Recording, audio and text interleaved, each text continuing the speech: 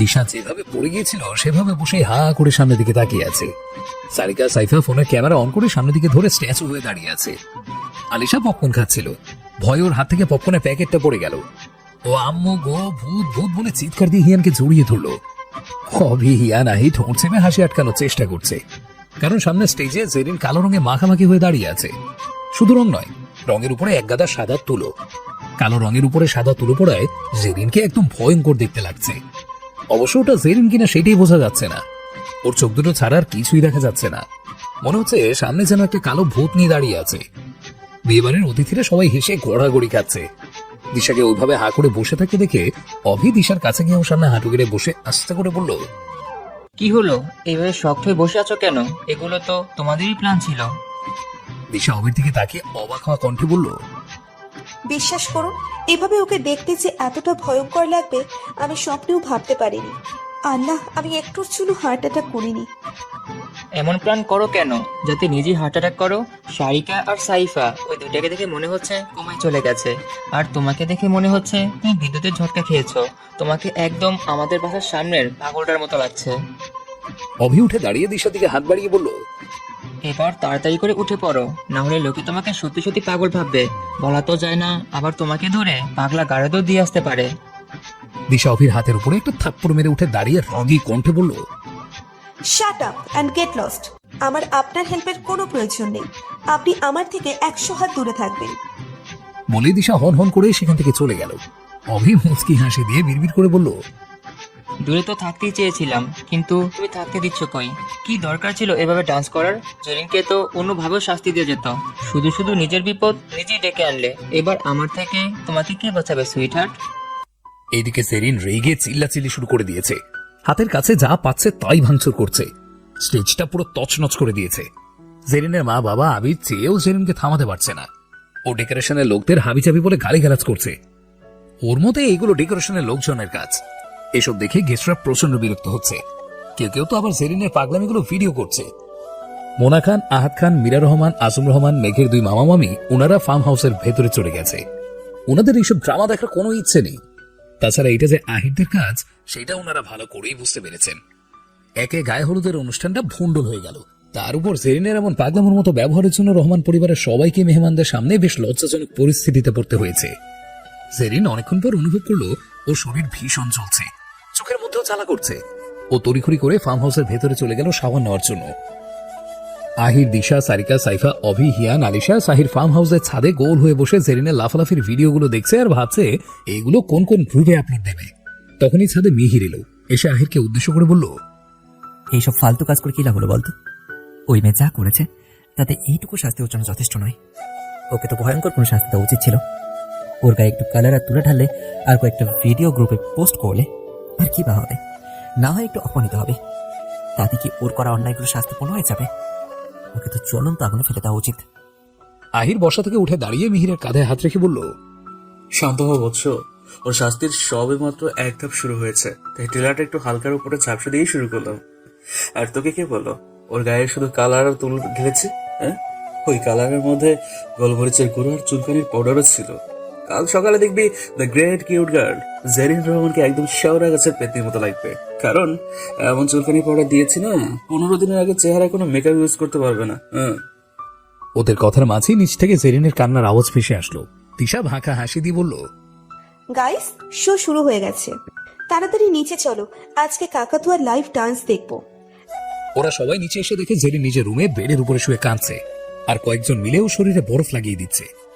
আবির সোফায় বসে একটা ডোন্ট কেয়ার ভাব নিয়ে ফোন টিপছে। ওকে দেখে মনে হচ্ছে জেরিন মরে গেলেও ওর কিচ্ছু আসে যায় না। আহির, দিশা, সারিকা, সাইফা ওদের দেখে মনে হচ্ছে না ওরা যা করেছে তার জন্য ওদের মনে মিনিমাম অনুশোচনাটুকু আছে, বরং ওদের চোখে মুখে স্পষ্ট খুশির ছাপ ফুটে আছে। অভি, হিয়ান, মিহিরকেও বেশ খুশি খুশি লাগছে। জেরিনের কান্না দেখে আলিশার একটু একটু মায়া হচ্ছে, কিন্তু মেঘের সাথে যা করেছে সেটা মনে পড়তে মায়াটুকু আবার হাফিস হয়ে যাচ্ছে।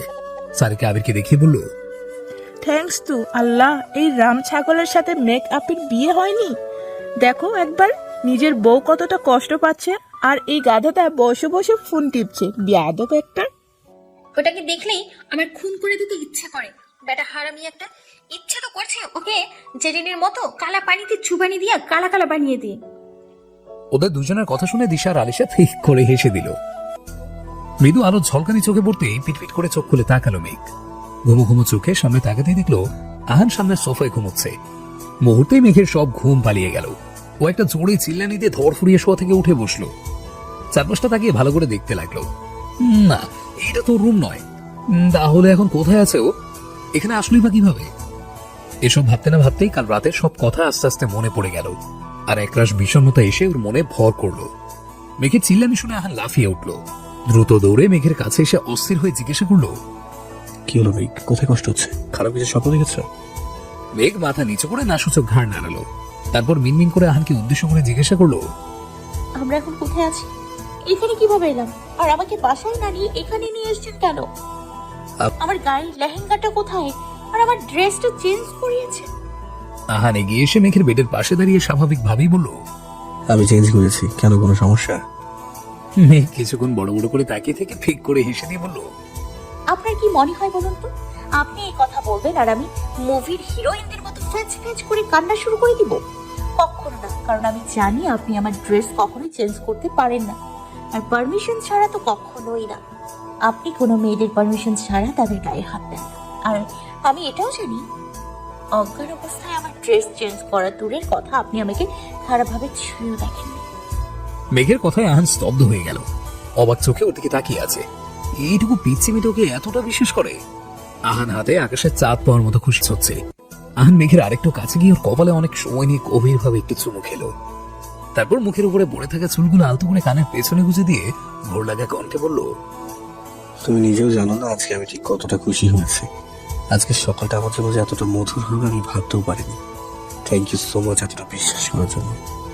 বলে আহান মেঘের গালে দুটো ভালোবাসার বড় সেঁকে দিয়ে উঠে দাঁড়িয়ে বলল, তুমি ফ্রেশ হয়ে নাও, আমি স্টাফ দিয়ে তোমার ডোর করে ফেলি। So be careful. বলে আহান চলে গেল। মেঘ বিড়বিড় করে বলল, বেটা আস্তে একটা ইতর। সারিকা ছাদে দাঁড়িয়ে দাঁড়িয়ে কালকে গায়ে হলুদের যে পিকগুলো এফবিতে আপলোড দিয়েছিল সেগুলো সাইফাকে দেখাচ্ছিল। তখনই ছাদের দরজাটা ঠাস করে খুলে আহির প্রবেশ করলো। ওর চোখগুলো ভয়ঙ্কর লাল হয়ে আছে, চুলগুলো উস্কো খুস্কো। দেখে বোঝা যাচ্ছে সবেমাত্র ঘুম থেকে উঠে এখানে এসেছে। চেহারায় ঘুমের রেশ এখনো কাটেনি। আহির সারিকার সামনে এসে কোনো কিছু না বলে ঠাস করে ওর গালে একটা চড় মারলো। সারিকা ছিটকে ছাদের উপরে ওপর হয়ে পড়ে গেল। আহির গিয়ে ওর হাত ধরে উঠিয়ে আবার আরেকটা চড় মারলো। চটটা খেয়ে সারিকা আবার পড়ে যেতে নিলেই আহির সারিকাকে ধরে ফেললো। তারপর ওর গালে জোরে চেপে ধরে দাঁতে দাঁত চেপে বলল, তোর এত সাহস আসে থেকে? তোকে আমি কালকে এফবিতে পিক আপলোড দিতে বারণ করেছিলাম না? তাহলে কেন ওই পিকগুলো আপলোড দিয়েছিস? সাইফা এক কোনায় দাঁড়িয়ে ভয়ে কাঁপছে।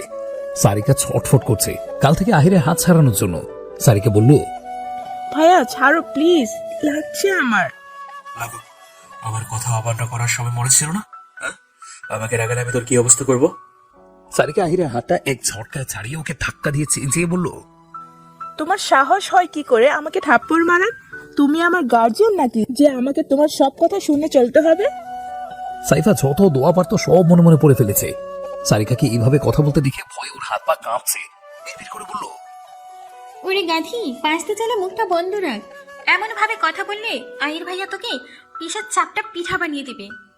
আল্লাহ, আমার বুদ্ধিহীন বোনটাকে এই রাক্ষসের হাত থেকে বাঁচাও। কয়েকটা পিক আপলোড দিয়েছি, তাতে কি এমন মহাভারত অশুদ্ধ হয়ে গেছে শুনি যে তুমি আমার সাথে এরকম বিহেভ করছো?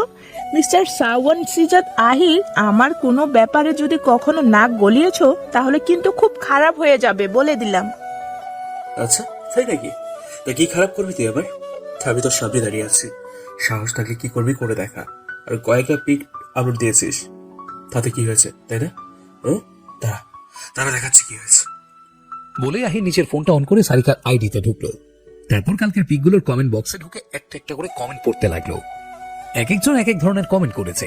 তার মধ্যে ছেলেরাই বেশি। Looking nice, pretty, cute, sweet, এইসব সাধারণ কমেন্ট যেগুলো সবাই সাধারণত ইউজ করে থাকে।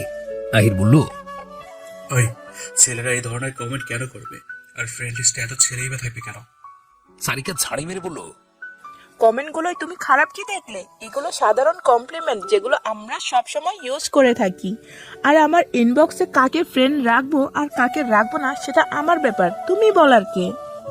আহির সারিকার হাত পেছনে মুচড়ে ধরে বলল, সব পিক্স গুলো এক্ষুনি ডিলিট দিবি, না হলে তোর অডিটের এমন অবস্থা করবো ওটা খুঁজেই পাবি না।